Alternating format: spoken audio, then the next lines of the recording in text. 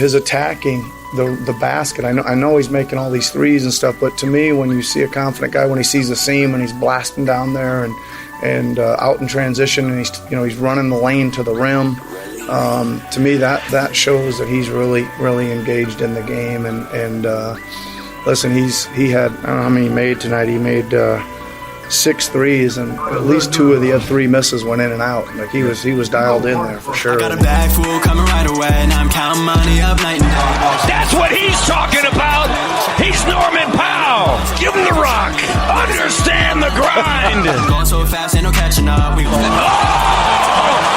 about Norman Powell throwing that one down? Good night, Matty D. Money to my name, sit the bench, I'm in the game. Yeah, I told y'all we don't ball the same. Yeah, I told y'all we don't ball the same. Got it! 1.2 seconds to go! Vince Carter, you are amazing! Give it to me, a little baby black. Get that garbage out of here. Welcome to Toronto Basketball Matters, podcast number 82, where I'm joined with the usual trifecta. To my left, Christian Wolfgang Graffin. How you doing, buddy? Good. How are you? I'm fantastic. How's your week been, sunshine? Fucking freezing. Yeah, not enough sunshine. I've been shoveling snow and avoiding the cold the entire weekend up till now. To be fair, you do have a pretty tiny driveway, so it hasn't been as horrendous as I was mentioning earlier, I've now started an Airbnb in my basement. Special rates if you say T-Sport Matters, by the way. If you decide to open an Airbnb, you got to shovel everything. The sideway, the deck in the back that leads to the door. Or else your ass going to get sued. Saturday I was shoveling all day long. That's it. Just screaming at her about like hot takes about Kyrie Irving. Exactly. To his right, directly across from him is Gregory Geroshados. Greg, how you been, brother? How's your week been? I've been all right. Same thing. Just trying to stay warm right here in snowy Toronto. But you know what? It's actually our first real sense of winter so far. So we've got pretty lucky. I think it's gonna be a brutally cold March, but we'll see what happens. Thumbs up for global warming. Yeah. Mother Nature, the green-eyed slut. Alrighty, quarter number 1, Toronto Raptors. Let's get straight to the topic at hand. Big win over the Atlanta Hawks last night. Any highlights, lowlights of that game, as well as the last couple weeks of basketball? Any takeaways, boys? Trae Young nutmegging Fred VanVleet. That's like the hardest person in the league to nutmeg. Yeah. I mean, Rondae Hollis-Jefferson got it done to him by Harden, but like he's tall, right? So like there's a bigger there's less margin for error. Like VanVleet is so short that it's like him or Isaiah Thomas. Like, can you get it through there? It's like a challenge. Yeah. No, Trae Young had a great game, but it's weird. It was a win, but it kind of felt like a loss to me. I mean, obviously we were up by quite a bit. We let that lead kind of slip. If it wasn't for Norman Powell catching fire there, I mean, he hit 4 threes in a row. He made Lowry, Boucher, everybody on the bench pretty much dance. So, again, I mentioned this at the start of the year, and both of you two fools. We laughed at you. Laughed at me because I mentioned that the most important or most exciting thing I'm looking forward to revisionist history, by the way, was Norman Powell taking the next step. And hey, honestly, obviously the injuries helped. The injuries got him, I think, the confidence to start taking a lot more shots, and honestly, we just needed him to. And now that everyone's back, he's still in that mindset. He's still in that, and I hate it. This would be my grip. I hate how we still call him playoff Powell. Matt Devlin does. I fucking hate that. It's so annoying. He's not. Again, you're just basically saying he's good in the playoffs only, and oh my god, we get to see a glimpse of it right now. Yeah, it's like no, the guy's actually been consistent. If you look at the numbers last week in the Eastern Conference Player of the Week, it went to Ben Simmons. He was 3-1. He had decent numbers, but it's Ben Simmons, as Jordan Henry would say. He's a quadruple single master. Yeah. Look at Norman Powell last week, 28-20. We went 3-0. All on the high injuries. Efficiency. Exactly. And that's the difference is he's not just chucking it like he used to in the past. He's actually chucking it and hitting with efficiency. Like you said. This is the best I've seen him as a pro. This is the best I've seen him as a pro. I mean, I would go as far to say, and maybe this is more like something I should get all the credit for it? For our take shop, is that he's our best pure scorer.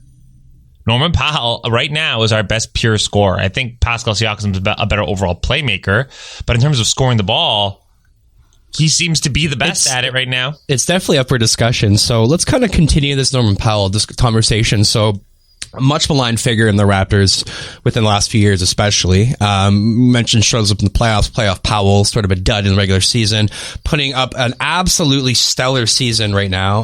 We're averaging, what's he doing? He's 15.8 points per game, just under 4 rebounds. Lately, just playing some fantastic basketball as well. What is, like, is he a stopgap at the shooting guard position? Is he a legitimate 2 guard on a playoff contending team like the Toronto Raptors? And also, what do you view, like, where is he best suited? Coming off the bench, being a spark plug scorer a la Terrence Ross, or do you see him being part of a core 5 starting rotation? For me, he's part of that core starting 5 simply because of his defense. I do think as much good. Look, Fred VanVleet is leading the league in steals, I think, right now, or he's at least up there. He's not a defensive liability, but you can't ignore the size. Mm-hmm. If there's a mismatch, Norman Powell should be out there guarding that one of the better players on the other. Okay, team, so maybe crunch time lineup 5. Again, it's very matchup dependent because him and Fred VanVleet can sort of swap in and out. And again, I would argue to say he's there instead of OG because OG's been the one that's, he'd play 3 right now instead of the 2 almost, Powell for me, because you have Fred VanVleet playing the 2 and you have Lowry playing the 1. Greg, can he sustain this level of play? Is this something we can expect out of him moving forward? Or is this sort of an aberration? A hot couple of weeks, maybe we'll go back to the old Norman Powell. But the answer to that dictates the answer to the first question you asked us, which is like, can any team succeed if he's like your go-to shooting guard? And I think the answer is dependent. Well, I wouldn't say go-to shooting guard. If he's your starting, if he's your 5th best player on the court, let's put it that way. If he has as big of a role that he does, right, with our team. Now, the question is, can he do this consistent? Like, is this him breaking through? Right, because that was obviously the biggest issue Norman Powell was the inconsistency in the past. Going weeks and maybe having a couple hot games and again fading away in the obscurity for a couple of weeks. Can he sustain this? This was always his upside, and that's why the Raptors gave him that contract. What, the 4 and 44? Because he's an NBA athlete, nobody can block his shot. He goes downhill as good as anybody does. He's a former track star, and he plays like it, right? Kevin Huerter his hand was directly pretty much in his face for some of those threes yesterday. And he's no slouch of a defender. No, not at all. But now, my point, if this is the Norman Powell that we're getting, I think, like he's a definite starter on a very good team. The issue is like he's been able to do this because of, you mentioned the injuries, because he hasn't, at the start of the year, he didn't play well because he was going for the starting position. He didn't get the starting 2 guard position and he regressed. Then when the injuries came up, all of a sudden it was like he had his chance. Okay, let's go into that for a second. So obviously one of the bigger themes coming in are going into the season, in the season with the Raptors, has been our issues with injury. Obviously, Fred VanVleet, Pascal Siakam, Serge Ibaka, Marc Gasol, Kyle Lowry have missed time with injury, and a lot of really, nice prospects, guys who relegated the bench, 11th, 12th, even 13th guy off the bench, have been playing some pretty stellar minutes. Guys like Terrence Davis, Chris Boucher, Patrick McCaw, etc. It seems like everybody's back and healthy. The team is back together. Who is somebody that you see losing minutes with a healthy unit? And are any of these players, or even someone part of our core rotation bench unit, expendable in a potential package to bring in some sort of additional help and support? I mean, you've already seen it, right? Like certain guys are now getting less time. Like Chris Boucher is a prime example because Siakam and Ibaka are back. I think the answer to your second question depends on what the Raptors are ultimately trying to do. Are you trying to build for the future, or are you trying to compete this year? If you're trying to compete for and defend, but I'm talking about are you trying to defend your championship this year? If you're trying to defend the championship this year, then you have to think or open up the possibility of trading someone like Terrence Davis, who shows a lot of upside, right? Versus trading a Kyle Lowry, right, for another, for some young pieces that would fit within the timeline that VanVleet has, and Davis, Siakam, etc. So it depends. Apparently we're buyers right now. This is what Woj has been putting out there. The Raptors are have been involved in trade talks with various teams, and that we're apparently not just wanting to be sellers. I don't know, right? No one really knows, but seeing how good they are, they're a piece or two away, I think. Part of the reason why we've been so bad in the fourth quarter, we don't have really a lot of players that can create their own shot. Like, right? And this is what it comes down to, why we've lost to Miami in tight games, right? Like, we don't have those guys that can elevate and in those final minutes get you those buckets. That's why I think to move the needle, you have to make a fairly big trade. And I don't know if that's out there or if that would get us some salary issues going into the Giannis free agency sweepstakes, right? So it's a tough decision. Don't forget, last year, a lot of people were saying that the trade with Jonas for Marcus Sol was arguably not even an upgrade. They were, when the trade first went down. Yeah, I mean, where is Jovan? But there were people, not just Jovan. I mean, honestly, there was a lot of Raptors fans that were saying that JV is beloved. Again, he's having the best year of his. Why are we doing this? Mark's so old. Are we really going to go all in? Yeah. I think there's going to be a lot of small things we see. You're right. We have to get someone who can actually move the needle a little bit, like a Marcus Sol. Yeah, but I don't think we're going to get like a Bradley Beal, which I seem like you're hinting. Drew Holiday, man. Drew Holiday is who I. But how would you trade Norman Powell for Drew Holiday? How many point guards could you have on your? Do you want to be the New York Knicks of point guards? But he would be right now. Like a lot of teams are playing that 3-point guard lineup. Like he would be like a shooting guard. He's big enough to play the shooting guard. Like the issue is, would you trade Van Vliet or Powell and something to get Holiday? And that's where I guess I'm going with this. Powell right now has put his trade value through the roof. But now, do you trade him now, or why would you trade him now when he's actually playing now? Finally, how you want him to sell high, buy low. I mean, sell high. Yeah. This is what I'm thinking. I think my thoughts are that other teams that are going to be asking for the Raptors who's expendable, who's not. I think they're going to be asking about two people. I think it's going to be Norm Powell, simply based off of the fact that you said he can create his own shot. He's a scorer. He can, yeah. Norm Powell is 26 years old. Do you know how old Chris Boucher is? 27. He's 27. Yeah. He's older than Rondé Hollis Jefferson. Yeah. Chris Boucher is. Yeah. So I've been saying this to people and they've been like, pardon me? Yeah. I thought he was a young budding 22-year-old rookie. Yeah. No. Norm Powell is 26, has lots of room to grow. They're going to be asking about him and OG Anunoby. And I think OG's off, it's off the table. I don't think we trade him. If I'm Masai, I think they're both I would rather trade OG than Norm. No. Brandan. But again, like with the caveat of saying that we need to get something back that actually moves the needle. Because if you trade Norm, what realistic, I don't think if you're trading the one player away that you kind of need to get back, you're not upgrading Norm. Well, you're giving up hypothetical upside instead of, sort of knowing what you're getting with Norman Powell. But right? in my That's mind, what is enticing about OG. You have to include picks in my mind if you're getting rid of Norm to upgrade the two. Yeah, to get someone like Holiday, like Powell and picks. I'm not. Me and Messiah are on the same page. No picks are given away. I mean, we have all our first round picks, most of our second. Perfect. Right? We're saving those for Giannis if we have to. Yeah. In my mind, I think OG is the most expendable. Don't forget, if Rondé Hollis Jefferson comes in and takes the 3 position away from him, the defense is there, the rebounding's there. If Norm plays the 3, but he can't shoot. Van Vliet, Jeff, you know what I mean? But again, if OG's a good 3-point shooter now, but if Norm Powell, Fred Van Vliet, and Kyle and Siakam are on the floor, why do we need Rondé shooting? It's also that OG fits Siakam's. I think 2 players are untouchable right now with the Raptors in trade talks, and nobody, I guess, is untouchable. Like if you want to offer up Giannis for them, I'm sure they would do it. Right?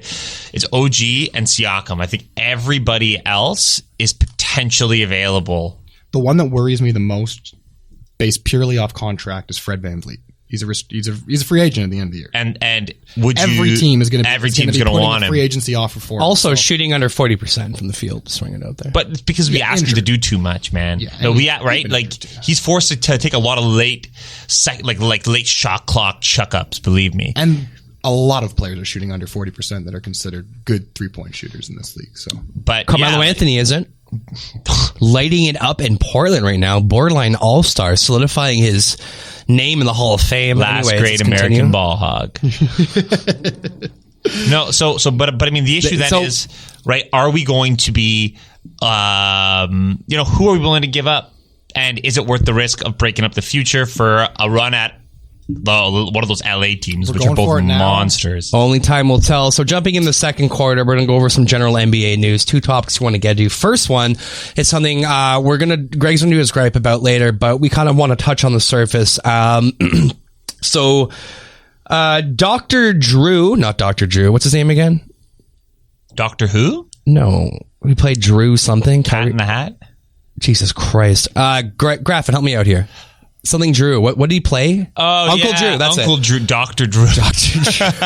Uncle Drew. There we go. Uncle Drew, the flat earth truther himself, Kyrie Irving, has been in the news recently with another sort of tumultuous, difficult, complex relationship with his teammates. He made a weird statement about Martin Luther King. I won't go into. Maybe Greg will talk in detail in a second. Foolish. Kyrie Irving, obviously the number one pick in 2011 after starting a whopping 11 games for the Duke Blue Devils. He was a 5-star recruit out of New Jersey. Champion in 15-16, jumped ship, forced a trade out of Cleveland to the Boston Celtics. And then I think a couple years later, Boston Celtics, he sort of alienated the locker room and signed a 4-year, $136 million contract with the Brooklyn Nets. After saying he was going to commit, now he's in a third complex, difficult situation with a third team. So, Greg, what are your takeaways from this, specifically his complicated relationship with his teammates, his desire to be a superstar, as well as his comments regarding Martin Luther King? Look, Dr.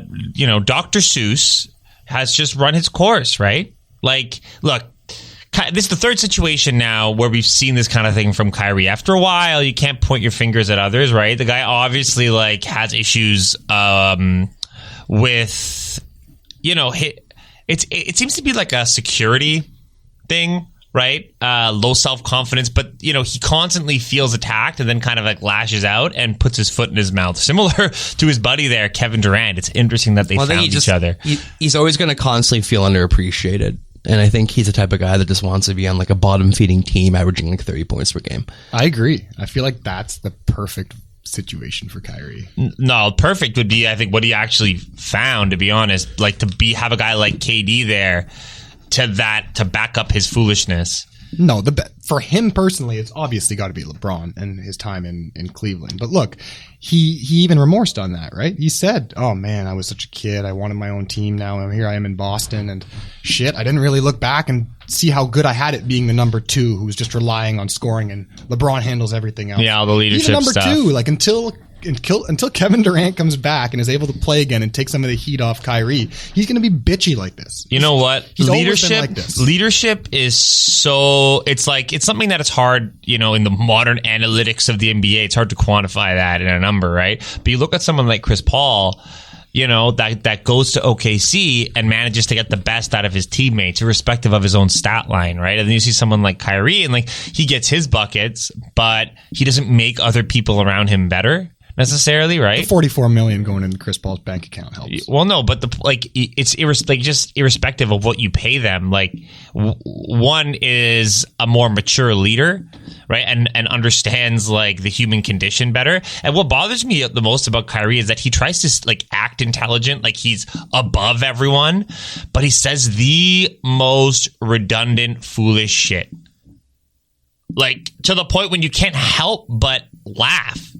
It's like he's doing it on purpose, trolling everyone, no, but saying it's flat Earth, or I don't know if he even. I don't know what's the resolution of that. Does he actually think the Earth was flat, or was he just trolling? He's fucking with trolling everyone again, or did he just say he's fucking with everyone afterwards when we all called him an idiot? I'm pretty sure he's fucking with everybody. I can't tell with Kyrie. I don't know if he's smart or stupid. I don't think he's a definition of Martin Luther King was trolling. I think it's just him being an idiot. He's a definition. Yeah, he's a definition of a guy who, regardless of what situation he's in, will always think he's the smartest guy in the room. That's him. His 1 year at Duke, in you know what I'm saying? Going to some basic communications classes for first year students gave him that idea that he's the smartest person in the room. Okay, no, you know what he said relative to MLK? He was likening his persecution by the media. Persecution. Yes, which only came because of things he said, right, to Martin Luther King's persecution. This is a quote here. "My name was given to me by my grandfather, and I'm very grateful, but it's in a lot of people's mouths. I've earned that because of how great of a player I am. When I was out for those 7 weeks and not saying anything about people are still saying things about me. It's inevitable. They crucify Martin Luther King for speaking about peace and social integration. You can go back to historical leaders and great people in society that do great things, and they're still going to talk shit about them. It is what it is. I know what I stand for. I'm a great family man. I have great values, core values. This basketball stuff is a game at the end of the day. It's dramatized. It's entertainment for people and fans. I'm a human being at the end of the day. I'm going to keep reiterating that, but my job is to make sure my teammates are great and our organization is at a championship level." Could you imagine just being his teammate and when he walks in the locker room to be like, "Hey, man, how's it going?" It's similar to what happened with LeBron last year when all the Lakers kind of gave up on him after they found out that he was going to trade them, right? And they just stopped playing for him, right? And they're going to have to get rid of all those guys eventually. The team, it's okay. Put it this: I think Spencer Dinwiddie is more effective in terms of if you want to win. Agree. I think that I think that Jared Allen's better than DeAndre Jordan, and Agreed. Kyrie Irving forced DeAndre Jordan onto that team. Yeah, we touched base on that in the Gripe. That was one of the most ridiculous signings in the offseason. Like, arguably the worst signing in the offseason. And look at right now. Like, they're nothing without... I don't even think when Durant gets back, like next year, I think there will be teams like Milwaukee, the Heat, the Raptors. I'm so skeptical of this experiment with Durant and Kyrie because every single time Kyrie's on the floor, this year at least, it seems like that he's shooting them in the foot. He shoots when he's not... Everything he does, like, honestly, Spencer Dinwiddie to me is just way more effective. He's much smarter. Like, I've heard a couple... You heard about those Dinwiddie dollars? Yeah. He's trying to actually... Yeah. Has his own shoe label? Like, there are so many... How could you be a fan of Kyrie Irving? People out, how are you fans of this man? How is he second right now in All-Star voting? But can you be... Because of his game, right? And one. Yeah, the stylistics that he plays with. Well, let's not ignore his talent. Like, he's arguably the best ball handler in the NBA. Yeah.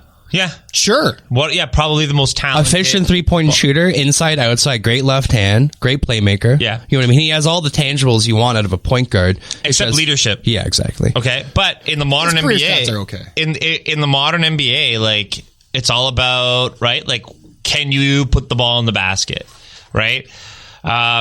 And what we've seen, right, is that teams are like, especially in this modern like celebrity era of athletes, like you have guys that separate themselves from like, look how the Houston Rockets play. Those guys never get to touch the ball. Like they just run up and down the court defending, right, and spacing the floor for James Harden, right? But that's what it is because it's all about the championship. And mind, that's not leading to a championship. I was going to say, who's going to the championship you're right. with those strategies? Yeah. Alrighty, moving down the list, we got the second Kyrie. the second conversation for quarter two of the general NBA news. So, coming up to trade deadline, not like fast approaching, but coming up relatively soon. I'm a lot excited. of rumors surrounding potential trade targets. There's already been 2 trades within the last week or so. Just an update: Kent Bazemore and Anthony Tolliver went to who was Ariza playing for? Suns? The Kings. God damn it. Fuck this Kings up. Kent Bazemore and Tolliver to the Kings for Trevor Ariza, Caleb Swanigan, and Wenyon Gabriel and 2 future seconds. So Portland Trailblazers getting a little bit of front court sort of wing help in Trevor Ariza. And then another trade, Jeff Teague and Treveon Graham were traded to Atlanta Hawks for backup for Alan Crabb. So what are your thoughts about each of these trades? Graph, winners, losers, any takeaways? No, honestly, they're both kind of win-wins. Both trades, I think, for all 4 teams. I really don't. For Portland, they're alleviating cap space. It's cap space. There goes their luxury tax cut in half. You know, you get to keep Trevor. You get Trevor Ariza, not bad. Again, like yeah. kind of looking for a swingman. He's gotten worse in the last. I was going to say it's Ariza maybe 2 years too late for that team. I agree, but you're he giving could probably still hit the 3. You're also giving up Kent Bazemore. Who hasn't really worked there. He's taken a lot of minutes and hasn't really done a lot. And then the other trade, honestly, I'm a pretty big Hawks fan. I don't know why, but no, they're entertaining. To see Jeff Teague all of a sudden and Alan Crabb, that swap, it's interesting. I think it's going to be really good, honestly, for Minnesota more so than anything else. Yeah. Just because they need that, but I don't know. It'll be interesting. Already a couple of rumors circling the league. We'll go over 5 really quickly. Derrick Rose, potentially a target for the Sixers and Lakers. What's the validity of this rumor, and do you think he would improve each aforementioned organization? I don't know. You know, the funny thing is that both those teams have problems with their outside shooting. I don't know actually about the Lakers you've called a problem yet, but I would think that whoever those teams pick up, you'd want them to be able to space the floor a little better. But I've said it, I was on this podcast now for a while saying I think the Lakers need another ball handling, playmaking guard, to kind of alleviate some of the pressure on one LeBron James. Look, in my mind, Derrick Rose is completely underrated this year. Oh yeah, he's been great. He's only averaging 26.1 minutes per game, and that's the reason in my mind, because he's 18.4 points, 5.8 assists, 2.4 rebounds. But look at his per is almost 23, and his usage is over 31%. Wow.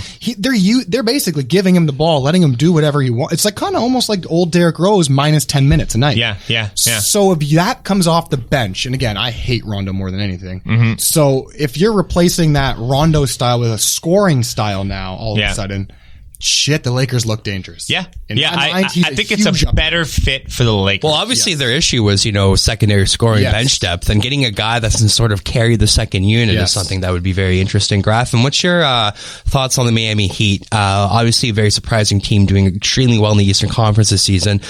Many people are saying that, maybe they're one player away from actually contending for the championship. What do you see them doing? Are there any players on that roster you see them offloading? And what kind of targets do you think they would go after? I wouldn't want to touch their roster right now. They're doing so well. It's been unexpected. I think you almost kind of roll with what they have. The only thing I would look into is future contracts expiring. And Dion Waiters? Oh, God. Dion Waiters can... again... Try to find a home for him? The only... For them, again, it'd be like the Kelly Olynyk's of the world. It'd be like... Yeah.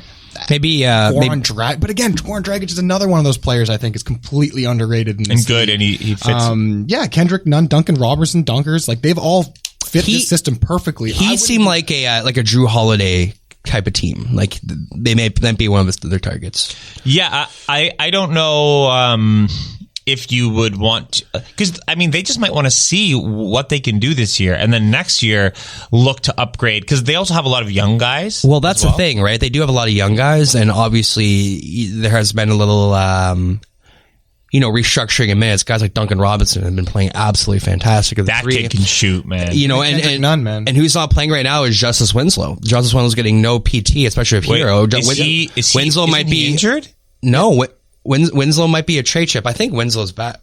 I don't know, but he's a really good player. He's still injured. His back is still. Yeah, because he's someone that. Well, yeah, there is a bit of a logjam there in Miami. They could probably sacrifice some of that depth for another impact player. Like, again, a guy like Drew Holiday, I think would move the needle for them and helping them to compete with the upper echelon of the East. Because right now they're winning, but part of it comes down to teams haven't known what to expect from them, and they're out competing teams. Yeah, it's effort. Yeah, it's Miami effort. But the Raptors have been a lot like that too. So I would just worry about Jimmy Butler, because again, he is your star. He's the player you built this team around. You want to keep him happy. He came here as a free agent. You wouldn't want to go ahead and get someone who's arguably just as much of a ball dominant player as he is. Mm-hmm. You'd want to do something like you said, like a Drew Holiday, who's a complimentary guy, still all-star level. That's exactly where I'd go. And the only thing I can think of for that, again, they have such good 1-2 punches at every position. I love Bam Adebayo. Kendrick Nunn, who's good at driving and shooting, and then all of a sudden Goran Dragic should come in. Bam Adebayo is the only player I've seen in the league that can actually nullify Pascal Siakam. So I got some modern day big as well. Got some breaking news. Not about basketball, baseball. I just want to give a big shout out to Larry Walker, become the second Canadian ever to be elected to the Baseball Hall of Fame. Oh, there you go. He did not think. Yeah, Larry joined the class of Derek Jeter. Already, another rumor I kind of want to go over quickly. We obviously saw the Minnesota Timberwolves offload Jeff Teague to Atlanta Hawks to free up some cap space. Right now, they're looking at Shabazz Napier as their starting point guard. So for me, one guy they were really pining after was in the offseason was D'Angelo Russell. Do you guys see those trade talks heating up? I do. I saw D'Lo last night playing in that crazy game against Portland. He was hitting shots from everywhere. He's got a lot of value left. I think D'Lo's underappreciated now that he's on the Warriors that are struggling in last place team. I think that, look, Minnesota has been looking at him for a long time. They seem to just him and Cat are good friends. I could just see them overpaying for someone like D'Lo. I can see them reaching so hard because their owner Sanders wants it, so Sanders gets what he gets, and I could just see them trying to go over the moon for someone like. You think they would trade Wiggins for him? I think they would put together a package that would give Golden State the assets to maybe acquire or have enough space for Greek Freak in 2021. But what's the benefit of them, of those teams making that trade now? Is window closing on Karl Anthony Towns, him wanting to get out of the team, him being upset with the coaching, and the losing, the open door, the head coaching, the leadership, the losing, etc. Yeah. All right, another rumor I kind of want to go over really quickly is Andre Drummond potentially moving out of Detroit. Atlanta Hawks team graphing likes quite a bit. Seems like a pretty logical suitor for them. What's your impression of that? Not yet. He's a free agent at the end of the year. There's literally no point. He's going to be probably one of the more coveted free agents because there's they can go after him then if they want. But they have all the money in the world. There's literally Also, no point in them giving up the pick they got. I think it's from Brooklyn at a top 10 pick probably. There's no point in giving that extra first round pick. You don't even know how Drummond and Collins will coexist in the front court. Two big guys as well. Greg, last topic, lasting for trade rumors. Greg, what's the value of Kyle Kuzma as a trade chip? I think depends who you talk to, right? Because he's in LA and like he has a lot, like people know him. You could say it's high because of his name recognition, but I don't know if like what GMs around the league see him as in terms of a commodity, right? Like how valuable he actually is. Mind you, if the Lakers do want to go out and get like, I'm not talking about a Derrick Rose player, but again, we keep talking about like a Drew Holiday type player. Like, I think that would be the best if they just complete that like Pelicans Lakers swap, right? And give all those guys there to the Pelicans. But that he could be like what if they traded him to the Spurs for DeMar DeRozan or something like that? Right? Like he could be the piece that gets the Lakers, because right now he is not a third option. I don't see him as a legit third scorer. Maybe he's too young and he hasn't found that yet, and maybe I'm saying that too prematurely, but he's too streaky. You know what I like a potential Philadelphia Lakers mutual beneficial trade of maybe like a Kuzma for like Horford, or Kuzma and something else for Horford or something like that. After you just pick him up. Well, think about it. Kuzma would be the perfect fit alongside Joel Embiid. Horford would come in and play the center position, probably the weakest position for the Lakers if DeMarcus Cousins going out. Throwing out hypotheticals here. It wouldn't be a 1-for-1. It'd be Kuzma, picks, and a prospect for him, but yeah, throwing it out there. Alrighty, going to quarter number 3. I don't know how many of us have a take. Take shop. I got a take. Greg, do you got a take? I got a few takes. All right. I'm here to criticize your takes. All right. Obviously. Greg, go first, buddy. Look, and I kind of said this earlier, straight up, Norman Powell is the best scorer on the Raptors. Am I crazy to say Norman Powell is the best scorer on the Toronto?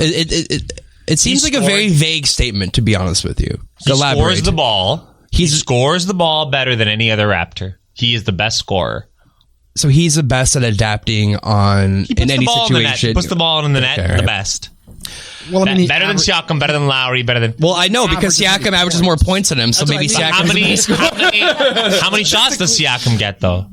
More shots, well, then I'm saying he's a more efficient scorer. But what I'm seeing now from Powell, he's playing like he's the best scorer on the Raptors. Yeah. Best pure scorer. It's a bit of a recency bias. Like, Siakam play makes, right? Sure, yeah, no, I agree. But if you adjust per 36 minutes, for example... More efficient score, I'll give you that. I'll give you more efficient score. It's not a better score, though. But he is shooting a blistering 41% from 3 and 50% from the field. Do you got the stats there? Like, I do. So Norman Powell is averaging 51.3 from the field. He's averaging 41.8 from 3 on 5.2 attempts. And what about Siakam? How many shots a game does Siakam get? How many shots a game? Yeah, like that's how you would... Right? Like, the thing is, Siakam just has volume over him right now. But so he averages about 13.4 2-point attempts a game. Norman Powell averages 6. 3-point attempts per game. Pascal averages 6. Norman averages 5. Yeah. But look, right now, the way that Norman's playing, it's like trading him might just be crazy because you're like, oh my God, this guy finally found his potential. He's like our best scorer. It's 4-game sample. It's more. It's over the past, I would say, since he came back from injury, which is like a month. Alrighty. Memphis. That's a hot take, all right. But he played good before the injury, too. He was playing like this. I know, but he's averaging 15 points per game. But that's only because he started the year so poorly. That's still part of his career. But that's because he didn't get the minutes and stuff. That's every part of his career up until now. It seems like he's a new player. See, now I'm the one fighting for Powell. That's a take. It's just Norman Powell seems like a new player. Norman! So... I think for even we did our sort of yearly projections. And I think for a lot of us, Memphis Grizzlies were a bottom feeder. Currently, right now, as they stand, they've won 8 of their last 10. They're 20-23 and sitting in 8th place in the Western Conference. Obviously, Ja Morant has been playing fantastic. Runaway Rookie of the Year. Delon Brooks, fantastic wing, 15 points per game. Valanciunas looks He's been killing it. Yeah, the team is. Brendan Clark, incredible, late first draft pick. The take I'm going to make right now, and I think Graffin kind of knows where I'm coming from. Jaren Jackson Jr. is the best big man and is going to be the best big man from that 2018 draft. Including DeAndre Ayton and Marvin Bagley. And Mo Bamba's a whole different conversation. Ayton, Bagley, no discussion about this. Ayton maybe potentially, but Ayton is very one-dimensional, low post, big brute. Doesn't really have the fluidity that Jaren Jackson has, especially as a defender. I know it was hyped on the sky when the draft was coming down, and in retrospect, my two dogs are looking good. Luka Doncic, Jaren Jackson. Obviously, Trae Young is up there as well, and Shai Gilgeous-Alexander. But for me, where I stand right now, Jaren Jackson Jr. is the best big man from that draft and arguably the 3rd best player from that draft. I think that's accurate. Graph? I think DeAndre Ayton's still number 1. I mean, again, look at the numbers. Yeah. Numbers don't tell anything. What do you mean? They're averaging the same average right now. I haven't watched Ayton enough to judge him, but you mentioned how he's a bit of a he plays like a brute style kind of, but he's really thin. So it's like he seems like a hybrid between like a power big and a finesse big. He doesn't seem like he's found his groove yet. Like since he's come back, the Suns haven't been winning. They were winning more with Baines at center. With Baines at center. Yeah, when he was playing center, the Suns were winning. That's true. I mean, again, like the way that they space the floor and everything. But again, look at Ayton's numbers before he got injured. Like, he was absolutely crushing, and then all of a sudden who knows? I mean, again, PEDs obviously he did something, so it's unfair to say that he's number 1 because he had an advantage and was picked number 1. But in my mind, again, like I like to look at I guess, as like a good stat for everything. And if you look at just simply... Could you define that for some player efficiency rating? Yeah, it's just your player efficiency. So again, it's a number of like your points and your assists. And it's minus... It's like an aggregate calculation of various stats. Yeah. Yeah, exactly. And again, Ayton does have a higher one. He doesn't shoot the 3 at all. So I think that's fine. And Jackson has a better effective field goal percentage than Ayton as well, even though he does shoot the 3. Yeah, so again, I think that they just suit their role on their teams fairly well. But again, so question for you, if you took each of these guys, Ayton and Jackson, okay, side by side, and you slid them on every single roster and you simulated an 82-game season, what team would be better off with each respective guy? Because me, it's no question about it. Jaren Jackson Jr.'s defense, his versility would make any team substantially better. I mean, again, if you put on the Warriors last year, DeAndre Ayton would undoubtedly be better than Jaren Jackson. How? Because he gets more rebounds and kicks. Like, what do you mean? How? He does exactly what... Jackson is a monster rebounder if they ask him to be a rebounder. Currently, he's averaging, 5.5 rebounds per game or something, but the guy chills on the high post. That's my point. But I'm saying... good for their team. But the point I'm making is that he's more versatile. He can play that Ayton role. Ayton can't play that Jackson role. But we've never seen that before. How do you know? Because look at... Jaren Jackson can play the role of a defensive... Because he did it in college. So you're going to... Okay, so just to confirm here, you're going off of college stats working in the NBA. No, I'm not. I'm not basing up in here. I'm not basing it on college. I'm not basing it on college stats. I'm basing it on the fact that he has a hypothetical upside or that potential to facilitate that role. Ayton never did that in college, so I can never say and sit here that he has a potential to be that type of player that Jackson is now. Sure. Just so our listeners know that, I mean, this goes back with these two, back to the 2018 draft? 2017 draft. 2018. Yeah. So there's a long standing. If I was a Toronto Raptors, I would rather have Jaren Jackson Jr. than Trae Young. Going with that. That's my last hot take. Okay, I gotta take the Portland Trailblazers will miss the playoffs. Already, the Portland Trailblazers will miss the playoffs at this point. Okay, so I have another. I was going to throw one in there, but mine kind of goes off yours in a way. I think Zion coming back is going to push the Pelicans into the playoffs. Yes. Okay, and that's not really a hot take, I guess, but in my mind, right now they're sitting not very high. I know that for a fact. They're not that far back though, numbers wise, but technically the Pelicans are 12th right now in the West. Yeah, but like in terms of games back, they're within striking distance of the 8th seed. But they got to jump the Spurs. And my other hot take is that Wow, the Spurs. But listen, no. but the Spurs, the Spurs have the Spurs have been in the playoffs how many years in a row? So, right, and they haven't gone on their rodeo trip yet, which is within Spurs culture a big deal. It kind of gets them going, right? And that connects to a next hot take here. I think the Spurs are going to make a big move at the trade deadline. I think they have to if they want to be serious about. Not like making the playoffs, but being able to even win a game or two against whoever they play. They've always wanted to get a point guard, it seems like. Always. Chris Paul, man. I know, but I don't know if Chris Paul for Murray. Money. That does not work for money. No, but I mean, there's always money. We could there. trade Norman Powell for No. Chris Paul. Dude. At another point. No, I mean, they're going to have to add a bunch of salaries and stuff to make it work, right? But it 44, it's tough to move. They just re-signed Murray. Tons of teams right now looking at Chris Paul, and they're all pretty much saying, if you don't opt out of that last year of player option, we cannot trade And he for said you. that he will and not do today it. he said, I'm not opting out of it. So How many more years? I think we is move it? on from Chris Paul. It's the next year and the year after, right?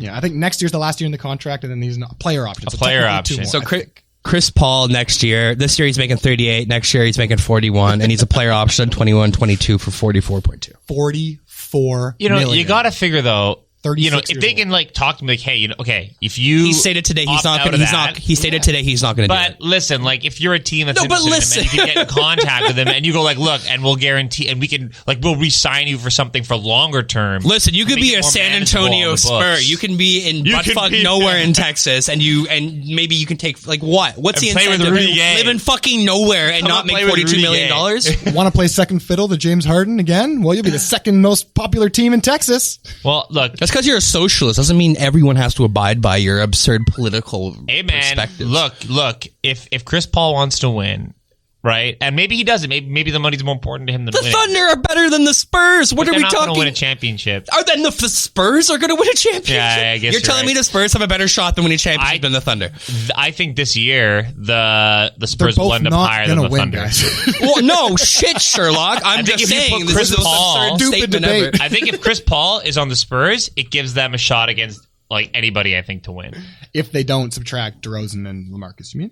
Like, Yeah, like to have those they're three, somehow I able think to they keep that. have at least a chance. That's an old big three. Yeah, but it is well, you know, in the playoffs, it takes veteran It's guys like saying, to like, win. what if right? Chris Paul goes to the Suns? Suns are one game back behind the Spurs right now. Are they going to win the championship? No, but Chris Paul fits within the Spurs timeline of like the next couple years of these players, right? Unless they just hit the reset button. But even if he does go to that Like, he team, doesn't fit in OKC. Are they even a championship contender? Even if they get the That's what we're saying. I think that they would be able to compete against any team in the playoffs with those three guys, right? I mentioned that Miami's probably not going to make any moves earlier, but that makes way more sense to me for like a team like Miami. Get rid of your young assets and then get Chris Paul, who's more of a ball passer than a scorer, and there he'll complement Jimmy Butler, and who knows, maybe we'll do something, right? Yeah. But on the Spurs, I don't know. I think the money just doesn't like. It's everything. Just it's tough. You're not wrong that they're I'm going to just make it. trying to think up places where he could go that would move the needle, like that need him, right? That would fit with him, right? And that it could help move the needle a bit. See, they were targeting what's his name, LaMarcus Aldridge for quite some time before that. I don't know why. I could see the Spurs going after Andre Drummond. I don't know why. The Spurs are like the team that does what everyone else doesn't. So yeah, but that's why I think that they're going to make a trade, because they never make a trade, and because that whole thing with Marcus Morris, right? That's why they get really fucked. They got rid of Bertans to bring in Morris. Morris doesn't sign with them, and then they have to sign Trey Lyles. And it's killing it. Yeah. Hey, don't talk shit about Trey Lyles. And both though, I know, but both those other guys are killing it this year, So right? is Wiggins. And the Spurs could have really used that. Fuck Wiggins. Who's the best? Who's the best Canadian right now in the world? Shea Gilgeous-Alexander. Yeah. Or I mean, it's right Jamal now. Murray's injured. It's shit. I mean, he's still a basketball. Who's the best scorer out of all of them? Jamal Murray. Jamal Murray? Yeah. You think he's a better scorer than Wiggins? Yes. Yeah. And who's the best defensive? I mean, or who's the best future? The future is definitely Shea. See, there is a tricky question because RJ is going to eventually. Oh yeah, RJ. I don't know. RJ's playing like pretty good. shit right now. I Like, he's know. on the some Knicks. historically bad numbers. You can't do anything but play like shit for the Knicks. I agree. I think that his development has been. Markieff Morris stunned. is putting up all-star numbers. What are you talking about? No one Yeah, can do exactly. anything with the Knicks. Marcus Morris, Whatever. not Markeith. Potato. The Raptors should go after one of the Morris brothers, the better one. Should we go after Marcus Morris? Maybe not. I don't know how it would fit. So He RJ plays Siakam's position. RJ Barrett's shooting about, let's say, 31% from three, 24% from the mid-range two-pointer. Yikes. Yeah, it's pretty bad. All right, we'll go into the gripe. We'll be back in a second. Alrighty, we're going to finish the podcast off with Greg's gripe. I know we mentioned this earlier, talking about Kyrie Irving. I know you have a very sort of specific take on the situation, more rooted toward, Sean Marks's remolding of the organization in the offseason, sort of losing its sort of scrappy identity they sort of cultivated within the last couple of years, especially in lieu of the King 3 draft pick trade, not having any picks, sort of have to think methodically outside the box. What's your impression of this organization and how they sort of sold their soul, more or less? Well, that's just it, right? I mean, I've spent the last 3 years on this podcast shitting on the Brooklyn Nets, right? In the wake of their knee-jerk reaction, trying to get appease Mikhail Prokhorov. Yeah, exactly, right? And you stood your ground and you finally got me to be a believer, right? Last year, I didn't believe in them. I didn't think that they were going to get in the playoffs. Last year. Yeah, this is last year, right? They brought in D'Angelo Russell. He's a prima donna, but developed some great talent. Guess by Dinwiddie, Karis LeVert, Jared Allen, not having any high picks. They played hard and they played together, right? And I mean, you said it, right? Like Sean Marks, did he think this was going to work? Did he think that by bringing in these guys, right? Some of the most, I mentioned that Russell is a prima donna. I don't know what that makes Kyrie and Kevin, right? But they've essentially sold their soul, right? Like they're not the Brooklyn Nets anymore. Well, it's an interesting decision because Sean Marks, coming from the Greg Popovich, RC Buford sort of school of building an organization. You look what they did when it comes to sort of assembling a team, and they always pick team first guys, selfless individuals. Tony Parker, Manu Ginobili, Tim Duncan, guys who are willing to sacrifice minutes and individual accolades for the betterment of the team. And it seems like Sean Marks is doing something that's kind of opposite toward what made San Antonio great. Brooklyn maybe emulated that sort of team identity last year, but this year it's, completely different, and you're seeing what's happening with Kyrie like we were talking about earlier. Well, right. Look, there's two pieces here, right? There's over the course of the past week, his two separate comments. First, after losing a game, right, you come out and you basically put your teammates on blast, right, by telling the media that, we don't have enough, and then you list a bunch of guys, right, and say we need to build around those guys. Mind you, you don't even have Kevin Durant, and the season is still going on. Like, your team is doing better last year without you, but you come out and complain about the team and that they're not doing enough because he knows about getting to that next level. No, you played with fucking LeBron James, man. That's what got you guys to that level, okay? But and then secondly, when you get criticized for it, and rightfully so, because it comes off, right, like you're an egomaniac and an asshole and a bad leader. Listen, okay, and then you have the audacity, right, on MLK Day to reference Dr. Martin Luther King and the criticism that he received and liken it to the criticism of the sports media for your bad leadership. There is no comparison there, and I'm not even a black man, okay? As a white man, that offends me, okay? Well, we talked about this earlier, but kind of going back to the central focus about Sean Marks and organizational build. it seems like so many teams now are just sort of trying to emulate the sort of not cliche, but the standard idea of how to assemble a super team.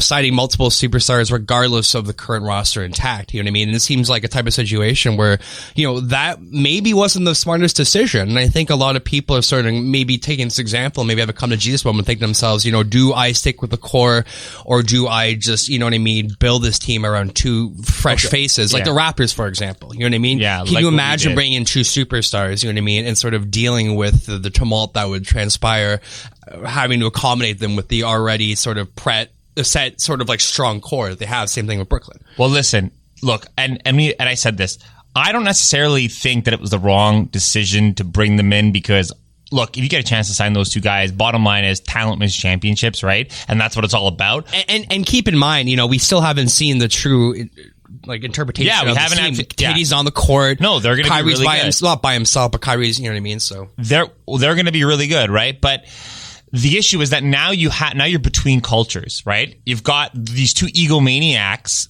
supposedly running things now, and you have the remnants of a team first mentality. Well, there's no better example of that when the team elected aside DeAndre Jordan instead of sticking with Jared Allen, who's a perfectly competent starting center. And you want to invest in to make yourself better in the future instead of just appeasing these guys, right? But this is what I mean. Like, they're going to actually now just have to gut a lot of their team because those guys are going to stop playing for Kyrie. It's just like last year when LeBron, when it became obvious that LeBron was trying to trade a bunch of those young Lakers, and they just stopped working for him and covering up for him. Well, kind of like look at Miami, for example. Yeah. Okay? Miami, in my opinion, is kind of similar to Brooklyn last year. Obviously, substantially better win-wise.